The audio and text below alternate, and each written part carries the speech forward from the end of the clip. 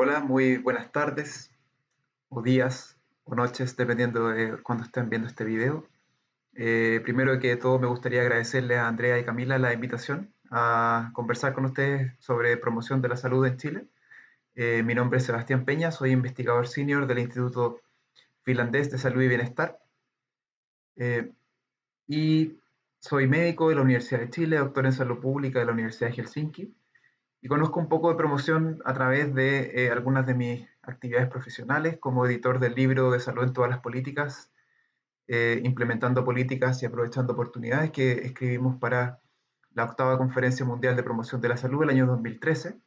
Después de eso, cuando retorné a Chile, fui secretario ejecutivo de un programa intersectorial de promoción de la salud que ponía en práctica este concepto de salud en todas las políticas en la comuna de Santiago, que se llama Santiago Sano, y que estuve 3 años trabajando en ese proyecto, en ese programa, y al mismo tiempo fui miembro fundador del Frente por un Chile Saludable, que desde mi rol municipal hacíamos abogacías por políticas públicas saludables, especialmente en el área de enfermedades crónicas no transmisibles.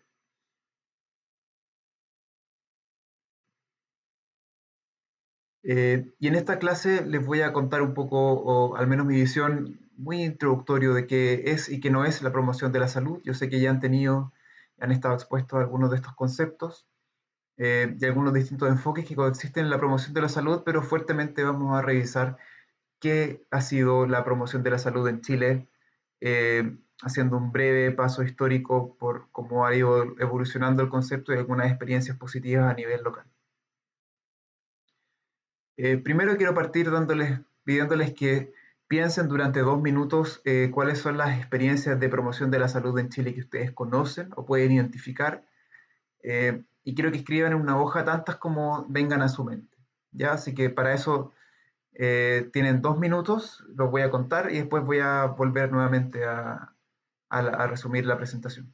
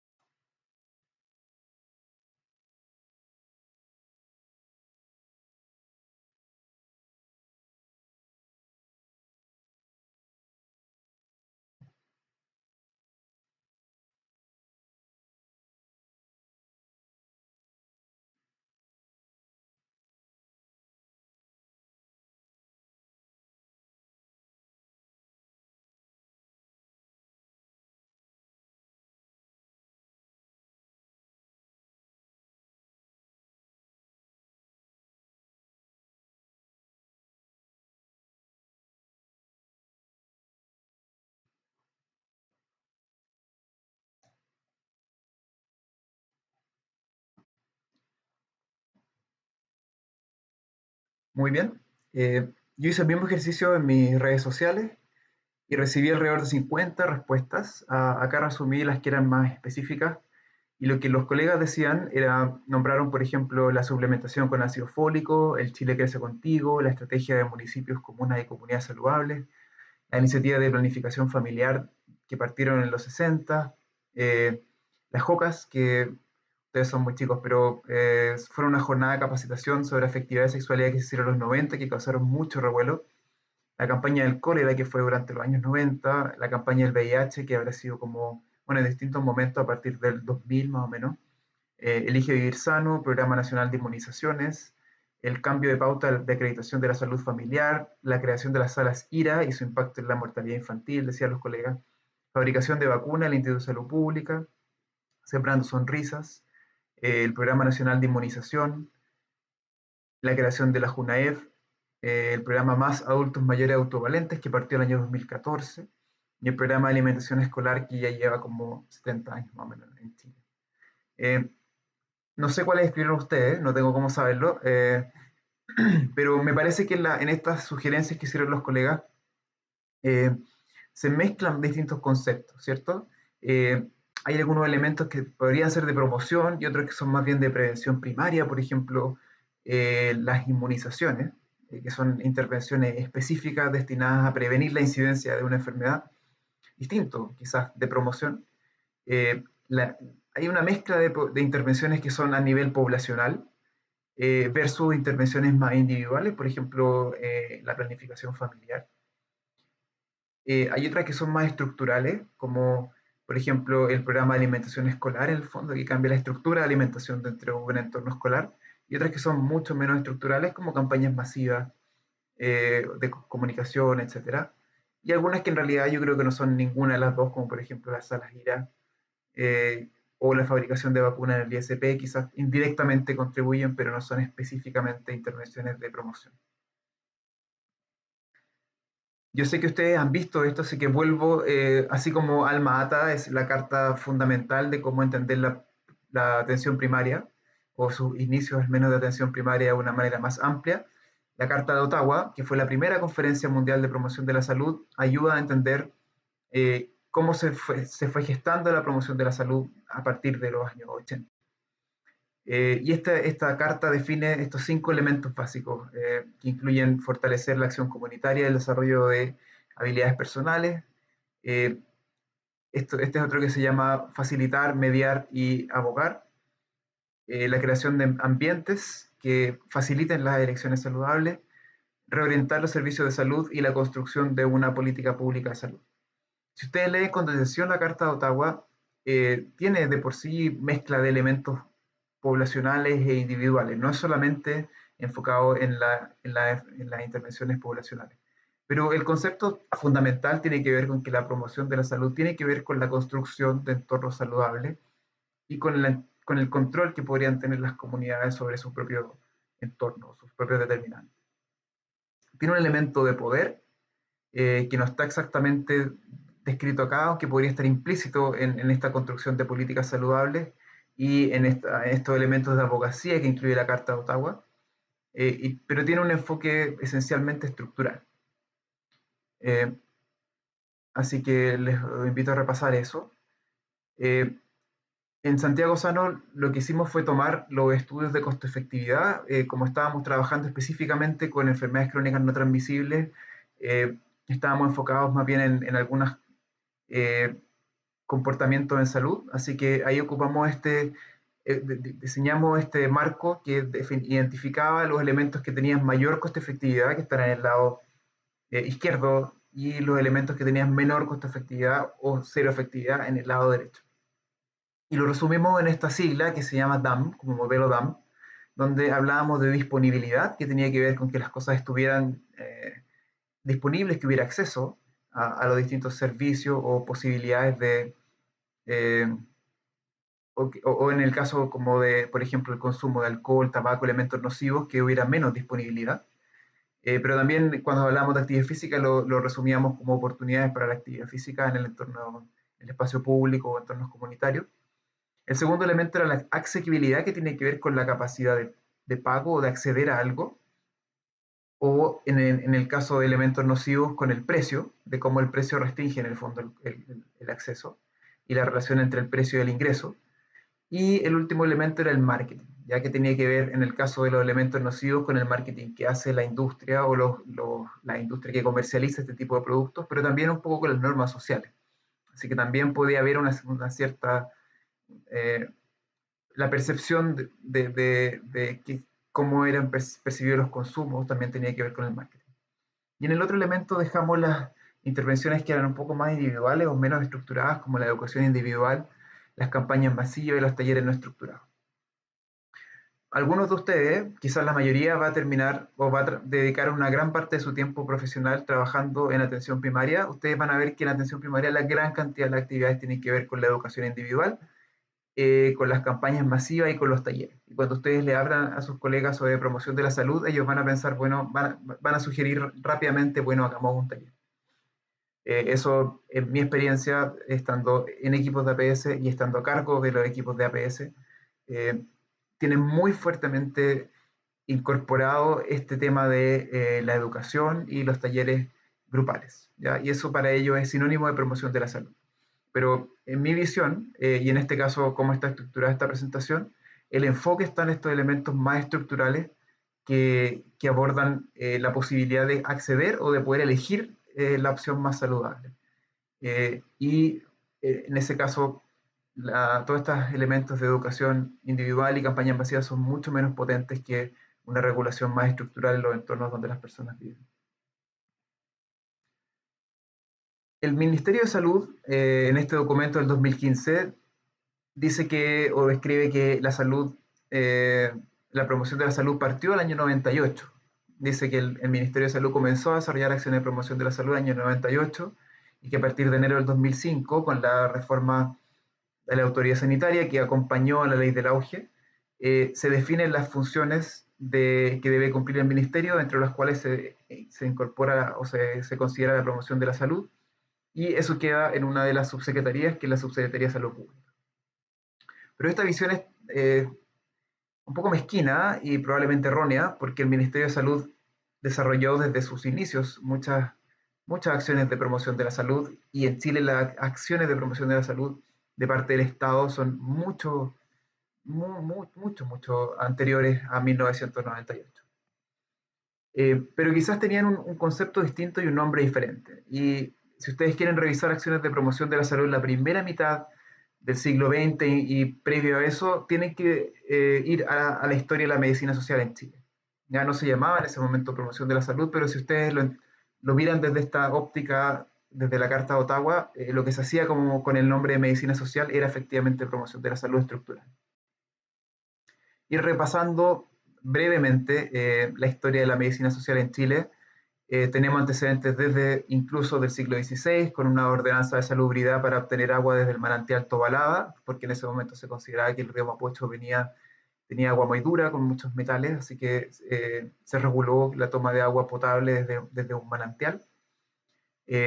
Ya desde fines del siglo XVI se establecieron cordones sanitarios para la prevención de epidemias, los que se mantuvieron o se siguen manteniendo hasta hoy día, están muy enraizados en la manera en que se controlan epidemias en Chile. Y antecedentes un poco más recientes del siglo XX, en 1912 se decretó la ley de alcoholes, que es una ley que restringe la disponibilidad de venta de alcohol, establece patentes y distintas regulaciones a la calidad del alcohol, pero también establece los primeros impuestos que se hicieron al alcohol ya en ese momento, y establece un servicio que se dedicaría a la recolección de este impuesto que eventualmente se transformó en el servicio de impuestos internos. Así que es una ley muy relevante. En 1906 se establece la red de alcantarillado de Santiago. En 1918 se establece el Código Sanitario. En 1924 se establece la ley del seguro obrero, que es la culminación de 20 o 30 años de luchas de movimientos sociales y bastantes muertes que se produjeron en el contexto de trabajadores pidiendo mejoras en sus condiciones de vida y de trabajo. El 24 también se crea el Ministerio de Salud, que en ese momento se llamaba Ministerio de Higiene, Asistencia Social y Trabajo, y que da un poco la idea de esta mirada un poco más amplia que tenía la labor de salud en ese momento. No solamente tenía que ver con la recuperación de la enfermedad, sino que tenía que ver con la higiene, que se refiere también a condiciones del entorno, a la asistencia social o al rol de los servicios sociales que pueden tener en la salud y las condiciones de trabajo. Y uno de los puntos altos de este periodo es la creación de la Ley de Medicina Preventiva en 1938, que fortalece y consolida algunos de estos elementos de la seguridad social. No voy a repasar todo el siglo XX porque tiene muchos hitos, pero los que quieran ahondar un poco en el tema de la medicina social, hay tres documentos que son muy interesantes. El primero es un clásico que se llama La realidad médico-social chilena, que escribió Salvador Allende en 1939. Antes de ser presidente, que es su etapa más conocida, Salvador Allende fue senador y previo a eso fue ministro de Salud de Pedro Aguirre Cerda en el 39. Entonces, cuando él asume como ministro de Salud, él publica este documento que resume un poco su filosofía de cómo él veía la acción del Ministerio de Salud en Chile, o del Ministerio de Higiene, Asistencia Social y Trabajo. Y ahí es muy interesante porque Allende dedica mucho espacio dentro de su idea a las condiciones de vida o a los determinantes sociales de la salud. Y habla de condiciones de salario, de vivienda, de alimentación, de muchos aspectos que son mucho más amplios que uno, el quehacer que uno imaginaría la medicina hoy en día. Es una época totalmente distinta, donde las tecnologías médicas son mucho más débiles. La anestesia había llegado hace algún tiempo, pero todavía se estaba en desarrollo, la cirugía estaba en pañales, los antibióticos son posteriores a esta época, existían algunas vacunas, pero no eran muchas, etc. Entonces, eh, la medicina de por sí tenía muchas menos herramientas tecnológicas para lidiar con la enfermedad. El segundo libro que les recomiendo, que es muy bueno, es de María Angélica Llanes, donde ella repasa la historia de la medicina social chilena antes del 73. Es un libro muy fácil de leer, es muy, muy descriptivo y detalla de muy buena manera cómo se hacía la medicina en esa época y todas las acciones que tenían un carácter más poblacional.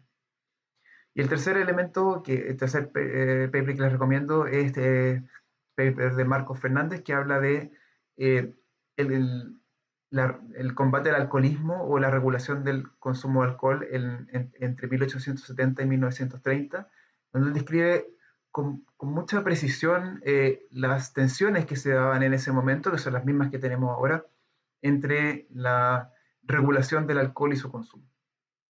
Y ese documento que tiene 30 páginas más o menos, no es muy largo, es muy entretenido y es muy asequible. Luego vamos a repasar algunos de los esfuerzos del sector salud en las últimas décadas. Acá hay una imagen, como les decía, de lo que habitualmente se hace en promoción de salud en la atención primaria. Funcionarios probablemente celebrando algún día eh, y haciendo una actividad al aire libre y conversando con los vecinos, entregando en este caso agua, que está súper bien, y teniendo este como marquito, cosa que la gente se saque fotos y cosas así. Eh, y como bien resumía, los esfuerzos con ese nombre, digamos, en el Ministerio de Salud parten en 1998.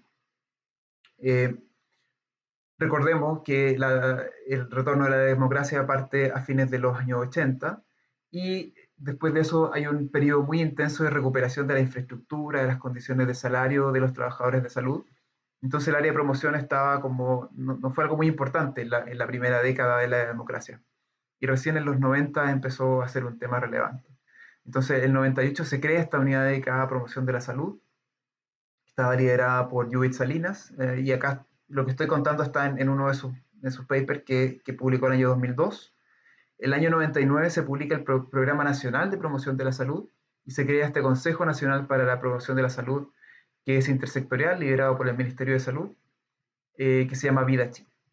Y la idea, y eso es importante, la idea es que este plan nacional se va implementando en más pequeño en el territorio. Entonces hay un plan regional de, salud, de promoción de la salud, hay un plan comunal de promoción de la salud.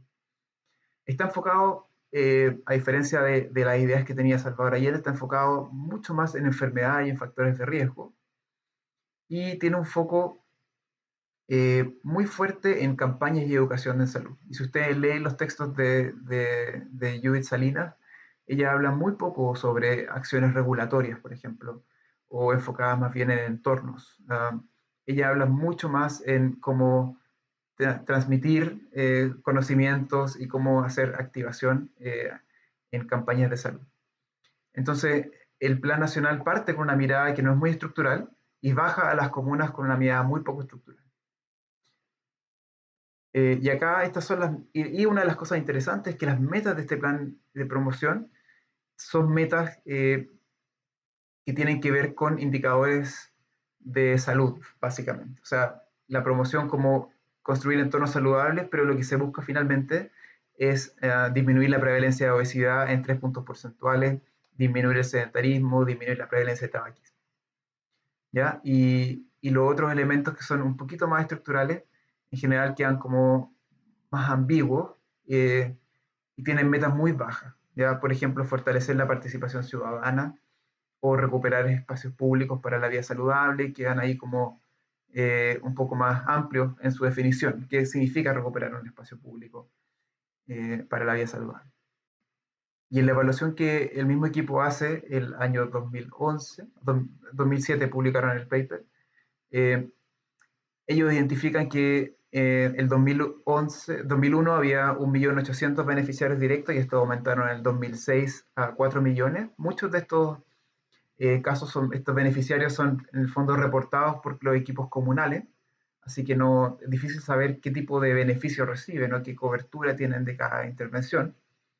Y en general son fuertemente población escolar. Eh, Ellos relatan que se expande a 342, eso significa que casi logra una cobertura nacional, que cada comuna tenga un plan comunal de promoción y un comité de vida Chile activo. No, describen una expansión importante de las organizaciones sociales en un programa que llamaban Salud con la Gente.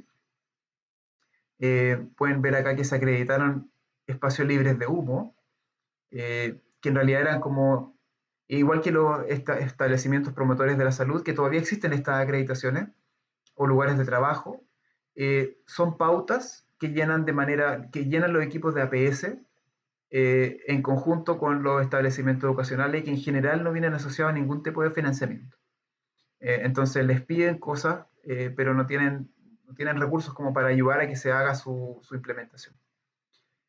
Y en general se han ido poniendo más estrictos, pero en general son pautas bastante laxas de qué se entiende un establecimiento promotor de la salud. Por ejemplo, realiza una actividad promocional al año, etc. Entonces eran como una lista donde uno va tiqueando. Y por lo tanto están basados bastante en actividades más que en la construcción de un entorno.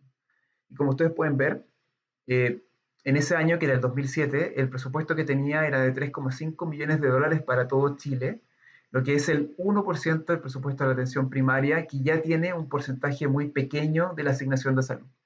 Así que estamos hablando de una asignación presupuestaria que es muy, muy pequeña. Y ellos consideran que el otro 50% del presupuesto venía del aporte de los municipios y del sector privado.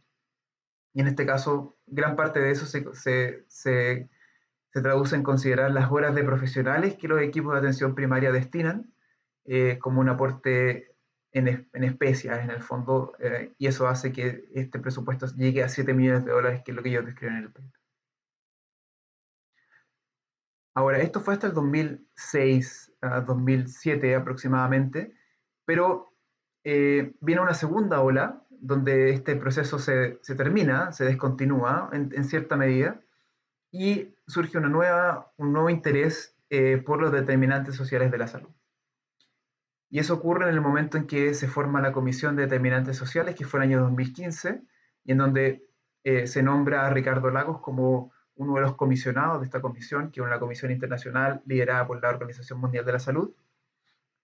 Y en ese momento, Janet Vega eh, estaba en el Departamento de Equidad de la Organización Mundial de la Salud junto con Oriel Solar, y ellas vuelven de Ginebra y Janet Vega es nombrada subsecretaria de Salud Pública, Oriel Solar es su jefa de gabinete y implementan esta que le llaman Secretaría de Determinantes Sociales de la Salud, y lo que hacen finalmente es terminar de facto con el Vida Chile y construir este plan que se llama 13 Pasos hacia la Equidad en Salud en Chile.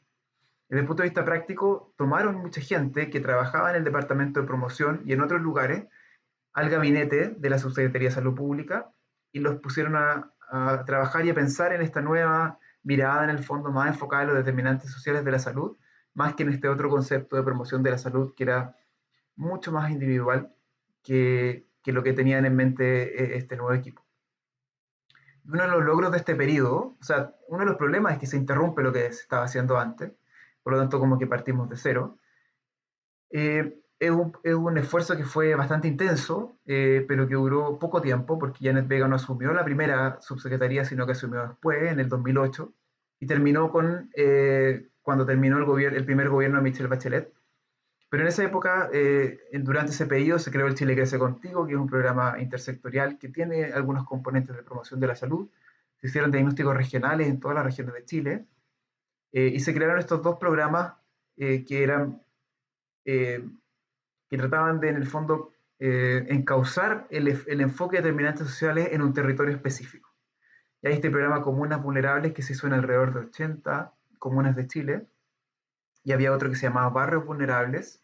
Lo que hacía era tratar de operacionalizar este concepto de determinantes sociales, destinaba una cantidad de recursos que era muy similar a lo que destinaba a promoción, alrededor de 10 millones de pesos al año, eh, en hacer un diagnóstico con la comunidad y implementar una solución. O sea, le dejaba a la comunidad la posibilidad de definir a través de un mecanismo participativo cuáles eran los problemas que ellos identificaban de manera amplia que afectaban su salud, eh, y les daban 10 millones de pesos como para poder intervenir ese problema. Eh, y se hizo una sistematización de esa experiencia, que finalmente arrojaba que la gente identificaba, el modelo que se ocupó tenía que ver un poco, ocuparon el modelo de Tanahashi, que es un modelo de acceso a salud, así que muchas de las respuestas que la misma comunidad identificó tenían que ver con el acceso a servicios. Así que a pesar de que querían identificar determinantes sociales, lamentablemente ese programa de comunas vulnerables no logró, diría yo, identificar determinantes más estructurales, sino que porque la misma comunidad identificaba problemas de acceso a servicios como sus problemas fundamentales. Y el último tenía que ver con la reorientación de programas, y se intentó incorporar conceptos de promoción, tomando, como ustedes vieron, la Carta de Ottawa, para que los distintos programas del Ministerio de Salud incorporaran una mirada de determinantes sociales, y además se hizo un programa que se llamaba Formación de Formadores, donde se formó, en colaboración con equipos españoles, a una gran cantidad de funcionarios públicos en conceptos de promoción de la salud. Y esto no está escrito en muchas partes, pero hay una entrevista que hace el boletín de la OMS, Janet Vega, donde ella describe un poco este proceso, y que esta referencia que está acá, Helmet 2011, por si lo quieren revisar. Esta página que está acá ya no existe, así que, y la mayoría de estos documentos tampoco están disponibles. Así que es muy difícil tratar de indagar un poco en esta época, lo que pasó en este periodo, pero esta entrevista está bastante buena y queda bastante claro cuál era el objetivo de su esfuerzo en ese momento. Y todo esto termina de golpe, cuando asume Sebastián Piñera su primer periodo presidencial. El gabinete fue eliminado, la gente que trabajaba en los distintos departamentos, que eran funcionarios de planta del ministerio, volvieron a sus puestos, y todo esto se terminó de golpe con la instrucción de que no saliera ningún documento con el logo antiguo del gobierno, y todos estos programas terminaron. Eh, una de las cosas importantes que sucedió en este periodo, probablemente uno de los programas más relevantes que se ha hecho en la última década, eh, fue el programa Chile Crece Contigo, donde se le dio a la salud infantil una alta prioridad política, eh, considerando que la presidenta Bachelet era médico y que tenía una mirada importante sobre la protección social. Entonces, uno de los elementos que se desarrolló fue esta protección social de la infancia de manera integral. El diseño y la implementación fue intersectorial y estuvo liderado por Eria Polina, que es una pediatra académico de la Universidad Católica, y en donde habían acciones que abarcaban estos tres ministerios: el Ministerio de Desarrollo Social, con programas sociales, el Ministerio de Educación y el Ministerio de Salud. El elemento del Ministerio de Salud no tenía muchos componentes de promoción de salud. En general tenía más bien que ver con acciones preventivas, como por ejemplo la aplicación de ciertas pautas de diagnóstico temprano de algunas patologías, de trastornos del desarrollo, de problemas auditivos, etc. Pero sí algunos componentes que tienen tanto desarrollo social como educación, yo sí pensaría que se podrían considerar acciones de promoción de la salud. Y algunas otras cosas como la entrega del ajuar, por ejemplo, que es un beneficio social, también se podría, lo entrega salud, pero en el fondo es una ayuda social, también yo creo que se podría considerar como una acción de promoción de la salud.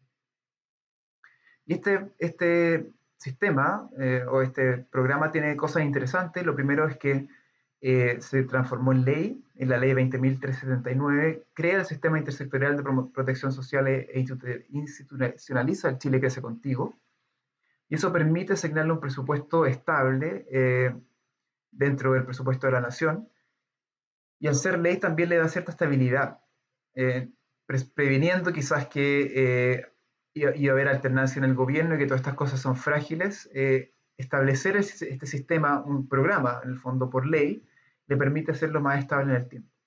Y le asigna un financiamiento que es paralelo, pero intersectorial. O sea, estos tres ministerios reciben recursos del mismo programa, con la misma mirada, eh, pero ese financiamiento es paralelo.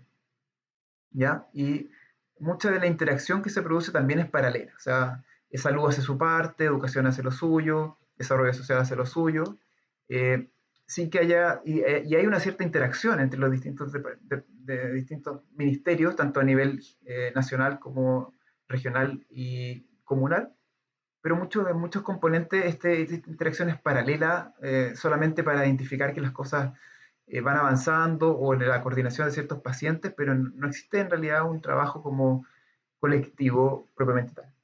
¿Ya? Pero es interesante de mirar, y los que quieran ahondar un poco en esto, está un paper que la misma Elia Molina y su equipo publicaron en el British Medical Journal 2018. Y esa es una muy buena descripción de lo que ha sido el Chile Crece Contigo. Y como les decía, como se hizo ley, cuando asume en su primer periodo Sebastián Piñera, el Chile Crece Contigo se mantuvo, pero todas las otras iniciativas de promoción de la salud se eliminan. Así que nuevamente tenemos una ola en donde las cosas anteriores se van desechando y parte una nueva iniciativa, un reinicio de toda la actividad. Y en este periodo, el concepto que Sebastián Piñera y Jaime Manet tratan de introducir, le llaman Elige Vivir Sano, en donde se enfatiza el rol tiene un enfoque individual, en donde la persona, en el fondo, es estimulada a tomar opciones saludables, y, eh, o sea, y en el fondo cargan al individuo el peso de estas elecciones.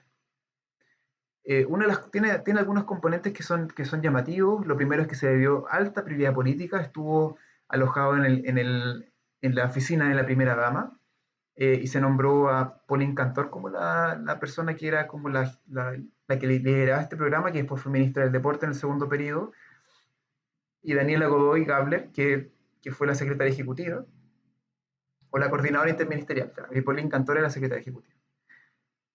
Y surge con esta idea que también había tenido, también ocurrió en desarrollo social, pero de que podemos invitar a la industria privada, a la empresa privada, a participar de este programa. O sea, una colaboración, le llaman ellos público-privado. Y se invitó a las mismas empresas que producen alimentos que no son saludables a participar de este programa, lo que produce un severo conflicto de interés, en el fondo, donde habían productos de la Pepsi, Carosi, que no solamente produce pasta, sino que además una gran cantidad de snacks y alimentos azucarados, Jumbo, que si bien solamente vende, pero tiene estrategias para fortalecer y promover la venta de alimentos no saludables. El componente esencial del Elige Vivir Sano tenía que ver con la activación social, con grandes actividades masivas, zumbatones, cicletadas, demostraciones públicas, donde la gente hacía deporte y elegía vivir sano. Y la medida de éxito de este programa tenía que ver mucho con cuánto se posicionaba la marca en la ciudadanía. Y como cosa anecdótica, cuando yo estuve en la Conferencia Mundial de la Salud del 2013, el Estado de Chile, el gobierno de Chile envió un representante de Elige Vivir Sano, que en este caso era Daniela Godoy, y envió a un representante de la industria. Así de compenetrados estaban ambos elementos en este programa.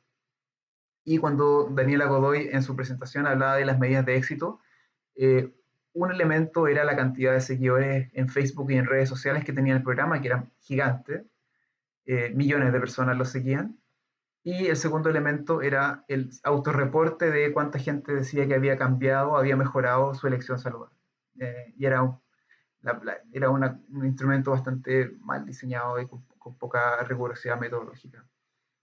Y el año 2013, preveyendo también un poco lo que podía pasar, transformaron en ley este sistema, y lo nombraron el sistema Elige Vivir Sano, la ley 20.670, y en vez de estar alojado en la oficina de la primera dama, se traslada al Ministerio de Desarrollo Social, que también se crea este nuevo ministerio que tenía su rol como de coordinar en el fondo las políticas sociales. Así que naturalmente, como coordinador de la acción interministerial, eh, el Elige Vivir Sano, con una mirada un poco más amplia que salud, a pesar de que es individual, eh, se traslada a no salud, sino que a desarrollo social, y queda alojado en el gabinete de desarrollo social, con un pequeño presupuesto asignado, pero en este periodo gran parte del financiamiento del programa viene de actores privados. Gran parte, casi el Estado puso muy pocos recursos y gran parte vino fundamentalmente de la Pepsi, pero también con algunos aportes de Carosi y de Jumbo, pero los primeros 2 años los grandes aportes fueron de la Pepsi. Y luego viene lo que yo llamaría la última ola, en donde en 2014 asume su segundo periodo la presidenta Bachelet, eh, nombra a Teresa Bosch, que había sido bastante activa dentro del periodo, desde la Universidad de Chile, abogando por políticas públicas más saludables, como encargada del Elige Vivir Sano, en el Ministerio de Desarrollo Social.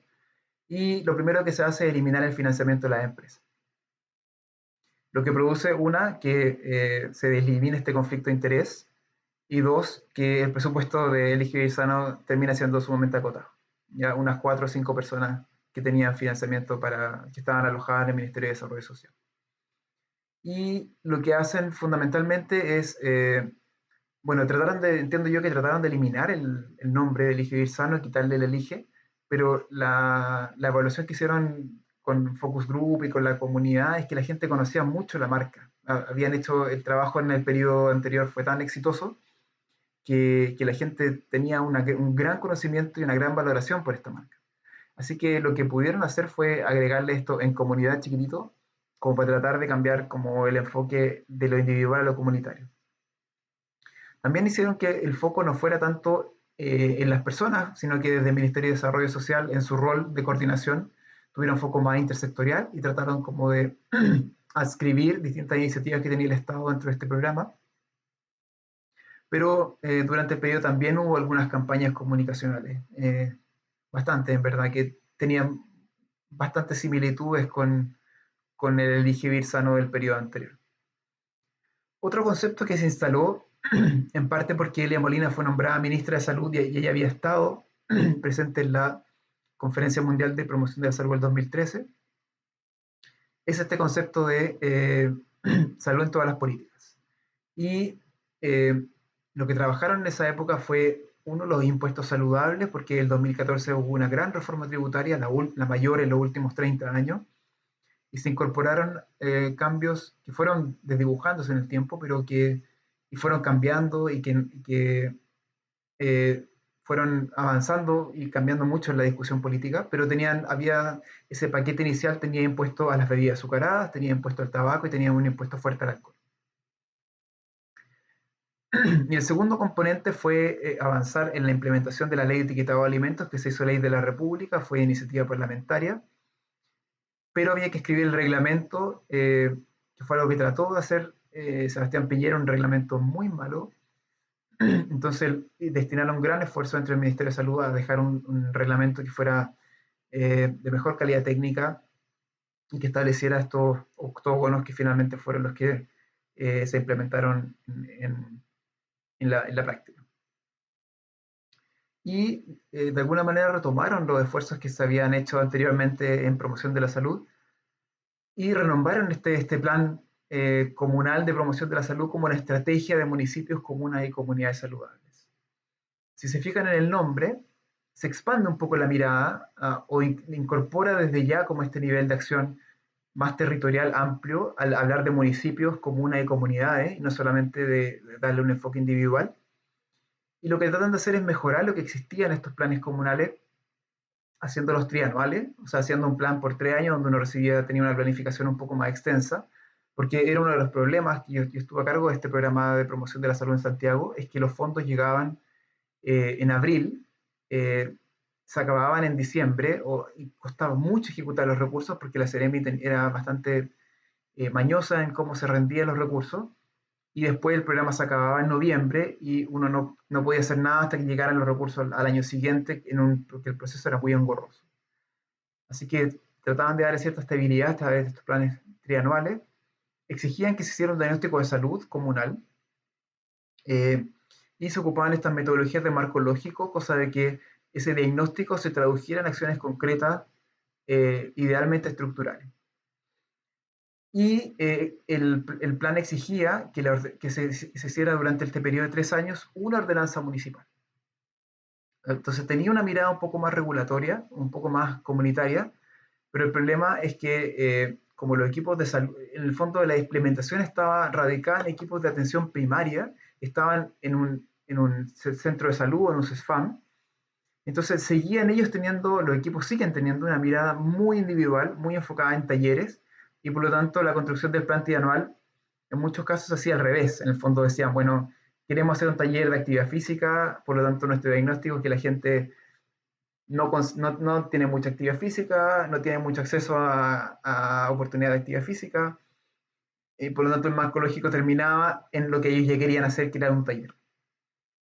Sin pensar un poco de una manera mucho más amplia de cómo podemos influir a nivel comunal, eh, en la salud de las personas, cómo construir un entorno más saludable a nivel comunal, donde quizás si uno pensara de esa manera, el foco estaría en el entorno construido, cómo mejorar la disponibilidad de ciclovías, las oportunidades para hacer actividad física, cómo mejorar la distribución de las ferias libres en la comuna. Si uno se saca esa mirada como muy de box, es mucho más fácil ampliar la posibilidad de actividades a nivel comunal. Pero como les voy a comentar un poco más adelante, es difícil hacerlo y tiene muchas dificultades prácticas. La ordenanza municipal, en muchos casos, las más populares tenían que ver con la prohibición de venta fuera de los establecimientos educacionales, de venta de alimentos no saludables, que suena muy bien, pero en la práctica no tiene ningún efecto práctico porque el municipio no está a cargo no tiene la capacidad de expulsar a este vendedor ambulante, aunque no tuviera un permiso municipal. Lo único que puede hacer es llamar a carabineros que se lo llevan detenido y que no es habitualmente, como es un muy pequeño emprendedor, es difícil que el carabinero haga ese tipo de fiscalizaciones. Y la segunda opción tenía que ver con en general era como una ordenanza de la comuna saludable. O sea, la comuna se compromete a promover la salud de una manera bastante genérica y que en general no tenía mucho efecto práctico. Pero no sabemos, en verdad, no han habido evaluaciones rigurosas de estos planes trianuales, ni de cómo ha sido la efectividad de este programa, ni de cómo mejoró eso, tanto el contenido de las intervenciones. Yo sé que el ministerio trató de darle un contenido más estructural, pero no estoy convencido de que eso se logró y de cómo eso también, y de los contenidos de estas ordenanzas municipales, si es que efectivamente se lograron hacer, y cuál era el contenido y el efecto práctico de estas ordenanzas. Así que lo puse hasta la fecha porque siento que durante este periodo de Sebastián Piñera estas cosas se han mantenido, no han cambiado mucho. Eh, Así que, al menos en mi visión, esta cuarta ola, como que todavía estamos ahí. Probablemente la promoción de la salud no ha sido el foco ni en el primer año del segundo gobierno de Sebastián Piñera, ni mucho menos ahora que estamos en una plena pandemia y que el foco está en otra parte. Finalmente, mi percepción de la promoción de la salud en Chile, que se ha hecho con ese nombre, ¿ya? De lo que ha hecho el Ministerio de Salud llamándole promoción de la salud, es que son acciones que tienen muy bajo nivel de financiamiento. Estamos hablando de si uno quisiera hacer algo más estructural, como por ejemplo construir una plaza para niños, construir una ciclovía, la cantidad de financiamiento que llega a nivel municipal es mínimo. Son entre 10 y 20 millones de pesos que se tienen que repartir y es de muy difícil ejecución, además. Eh, la promoción de la salud en Chile, desde la visión que tenía Vida Chile, se construye desde el nivel más bajo, y especialmente desde el Vox, o sea, con profesionales de APS que trabajan en un sector de salud, y con un foco en muchos comportamientos, habitualmente en nutrición y actividad física. Esas han sido las cosas más importantes. Un poco en tabaco, muy poco en alcohol, o en salud, casi nada en salud mental. Así que fundamentalmente la promoción de la salud en Chile está enfocada en nutrición y en actividad física. Y enfocada mucho, como les decía, en intervenciones individuales y educativas o campañas masivas que tienen baja efectividad. Y si bien ha existido colaboración intersectorial, salud y educación tienen un trabajo, una historia de trabajo conjunto que es muy antigua. Esta comunicación, este tipo de colaboración es habitualmente utilitarista. O sea, uno va a educación y les dicen, mira, ¿saben qué? Necesito ir a los colegios a hacer este plan, a esta intervención, hacer un taller de tabaquismo en un tercero básico. ¿Me pueden ayudar? Ya, ok, anda a este colegio, contáctate con esta persona y una cosa bastante pragmática, pero no había una construcción compartida, intersectorial de la intervención, sino que más bien ha sido como una cosa práctica. Y lo mismo con la participación ciudadana, eh, que tiene un enfoque muy utilitarista, en el sentido de que la comunidad se le invita a participar, se le hace el diagnóstico, porque hay que hacer el ministerio exige que se hagan estos diagnósticos participativos, pero finalmente eso no se traduce en ninguna cosa concreta, y los equipos hacen lo que siguen haciendo desde hace mucho tiempo. Así que en resumen, eh, se hacen muchas cosas a nivel nacional. Los equipos de salud a nivel comunitario hacen muchas actividades, pero son actividades de muy baja efectividad. Lo que se llama promoción de la salud en Chile es una gran cantidad de actividades. Yo he estado a cargo de eso, es increíble porque además la OMS tiene el día del riñón, el día del corazón, el día del cerebro, y eso baja a nivel de equipos locales que terminan destinando una gran cantidad de su tiempo en organizar eh, educaciones en salas de espera, entrega de folletos, educación en box, etcétera, y que tienen muy baja efectividad. Así que esencialmente es plata botada a la basura. Eh, pero quiero terminar un poco con una mirada un poco más positiva y convertir algunas de las cosas que sí a lo mejor se han hecho que podrían ser interesantes. Así que, ¿cómo podemos solucionar este problema? Lo primero es aumentar los niveles de financiamiento, lograr que la construcción se haga a un nivel más alto de voluntad política, nacional, regional, municipal, salir un poco del box y del centro de salud, esa es mi percepción, enfocarse en determinantes sociales, comerciales y ambientales de la salud y en áreas de mayor coste efectividad. En el caso si estamos pensando en comportamientos de salud, este modelo DAM funciona bastante bien y que lograr una colaboración intersectorial y una participación ciudadana que sea codiseñada y vinculante. Así que volvemos un poco a tratar de enfocarnos en actividades que tienen una mayor coste efectividad. Quiero nombrar dos ejemplos. El primero son las políticas de alimentos, que el Ministerio de Salud yo creo que no lo entiende, quizás, o sea, no está dentro del nombre como promoción de la salud, eh, pero sí yo siento que han sido medidas, intervenciones estructurales, no tanto el etiquetado de advertencia, que es como el elemento más llamativo, pero detrás de eso sí ha habido algunas cosas que han sido mucho más interesantes. En la letra D de disponibilidad ha sido lo más interesante a mi juicio es la prohibición de venta de alimentos altos al interior de colegios, donde hay una regulación, una actividad regulatoria eh, que prohíbe la venta de estos alimentos en colegios. Hablando de asequibilidad, se implementó un impuesto de bebida azucarada que aumentó el impuesto adicional a las bebidas analcohólicas, o sea, no alcohólicas, de un 5%, eh, 5 puntos porcentuales. Y a pesar de que es un incremento bastante pequeño, los dos estudios que se han publicado de evaluación, que han sido hechos por equipos de la Universidad de Chile, uno del INTA y el otro de la Escuela de Salud Pública, muestran que habría sido efectivo en disminuir los consumos. Y en marketing, el etiquetado de advertencia es una cosa, pero junto con eso vino la prohibición del marketing de estos alimentos que tenían este etiquetado. Así que se prohibió el marketing en programas infantiles, se prohibieron los ganchos, que es algo muy importante, donde no se podían agregar juguetes dentro de los productos que eran altos y también el marketing en los alimentos infantiles, y con eso se eliminó cosas bastante icónicas, como que en Chile es el único país donde no está el tigre, el azucarita y otros personajes que existían en este tipo de alimentos. Y además se prohibió hacer advertencias saludables en este tipo de alimentos, porque muchas veces eran alimentos altamente azucarados, pero le ponían alto en fierro o alto en alguna cosa. Y pareciera que fuera algo saludable, pero en verdad no lo es. Lo segundo, destacar es algo que logramos hacer en el programa Santiago Sano. Quizás lo más llamativo fue este libro que construimos de 100 preguntas de sexualidad adolescente, que se hizo de manera participativa, recogiendo preguntas reales de adolescentes de la comuna de Santiago. Y con eso editamos un libro que respondía a esas preguntas de manera muy participativa y que generó bastante revuelo por ahí por el año 2016, o sea, ya han pasado 5 años de eso.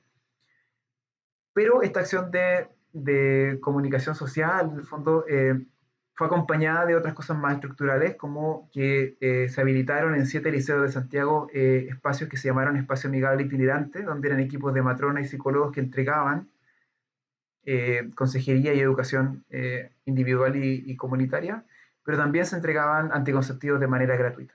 Así que se acercaban en el fondo, porque uno de los problemas que tenía el adolescente era que no iban a los servicios de salud, se acercaba a los servicios a ellos mismos en sus espacios y se entregaban de manera gratuita los anticonceptivos, pero también se eliminaban barreras de acceso que podían haber relacionadas con el precio de tanto de los condones como otros anticonceptivos orales, etc.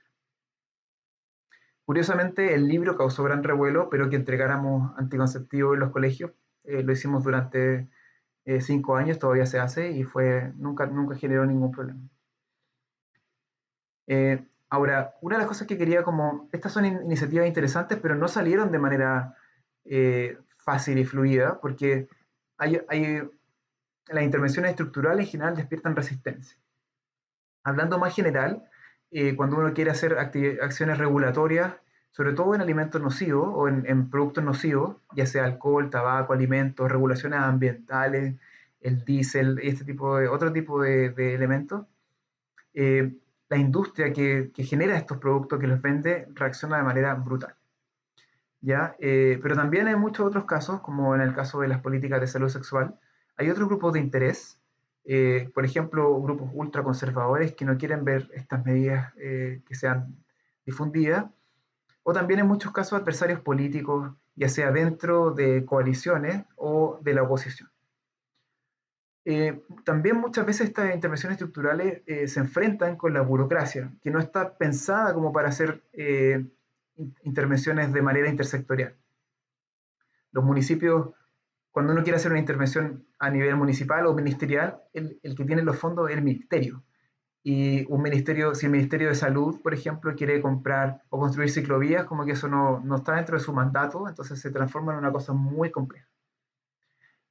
Un ejemplo podría ser las ciclovías, las bicicletas públicas, que fue una iniciativa que promovió el gobierno regional cuando Orrego era gobernador o intendente. Y eso lo lograron hacer a través de una licitación que se hizo desde varias comunas, entregando los fondos a través de convenios. Tuvieron que encontrar muchas herramientas administrativas o recovecos administrativos para poder hacer eso, y eso requiere un manejo muy fino. Y muchas veces es muy lento y es complejo de ejecutar estos fondos. Como veíamos, además, estas intervenciones estructurales requieren continuidad en el tiempo, y eso significa que hay que construir un cierto marco de acuerdo o una estabilidad institucional que permita que estas intervenciones se mantengan. Y finalmente, cuando uno empieza a tomar la acción a nivel municipal eh, y no a nivel del CESFAM, se genera curiosamente resistencia de los equipos de APS, que fue al menos mi experiencia, donde los equipos de APS resentían que el Departamento de Salud o la Dirección de Salud estuviera aumentando la cantidad de profesionales dedicados a promoción, mientras ellos no recibían esos fondos directamente. Pueden haber muchas otras resistencias, va a depender un poco el tipo de política. Las intervenciones regulatorias enfrentan mucha resistencia de los grupos comerciales, pero también a través de conflictos de interés y sistemas de financiamiento a través de los mismos políticos. Y eso está ultra demostrado en alcohol, tabaco, alimentos y muchos otros productos. Iniciativas que son más bien comunitarias tienen este otro tipo de resistencia que no son políticas, pero que sí dificultan la ejecución de la política, de la intervención. Así que bueno, muchas gracias. Creo que me pasé un poco, pero espero que haya sido útil y va a quedar el video y acá está mi correo y mi cuenta de Twitter por si alguno tiene alguna duda y me quiere contactar. Muchas gracias.